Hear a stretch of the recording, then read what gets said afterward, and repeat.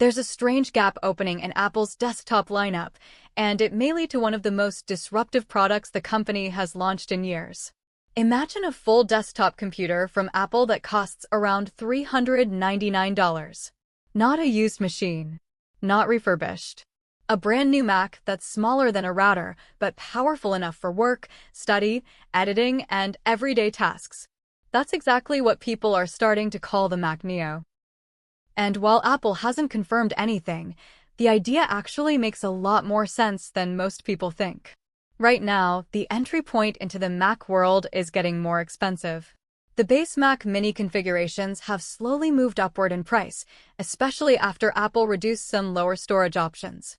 That leaves a huge missing category: people who want a simple, reliable desktop but don't want to spend close to $800. That's where Mac Neo could fit perfectly. Apple already proved something important with lower-cost hardware. The moment they offer a more affordable device that still feels premium, demand explodes. People are no longer chasing the cheapest specs on paper. They want something stable that lasts for years, and Apple knows that. The clever part is how they might build it. Instead of designing a completely new desktop chip, Apple could reuse mobile silicon. Think about their A-series chips from the iPhone. Those processors are already insanely powerful. A chip like a future A19 Pro would be more than enough for students, office users, and families. Web browsing, documents, Zoom calls, light editing, all of that would run effortlessly. And that's before we even talk about efficiency.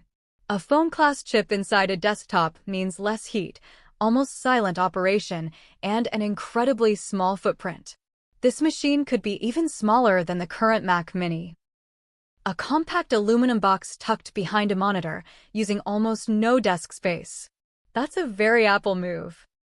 The rumored strategy is simple: create two versions. A base model around $399 and a higher configuration around $599. Suddenly, Apple owns the budget desktop market without touching the premium Mac Mini segment too much. But this isn't just about selling hardware. Apple's real money increasingly comes from services. Once someone buys their first Mac, they often stay in the ecosystem. That means subscriptions, cloud storage, apps, and eventually other devices. The hardware becomes the doorway. That's why a cheaper Mac makes strategic sense. It isn't about making huge profit on the computer itself. It's about bringing millions of people into the ecosystem who previously saw Macs as too expensive. There are challenges, though. Supply is the biggest one. Apple's chips are already in huge demand across iPhones, iPads, and other devices. Building a mass-market desktop means securing enough processors while keeping costs low. That's not easy, even for Apple.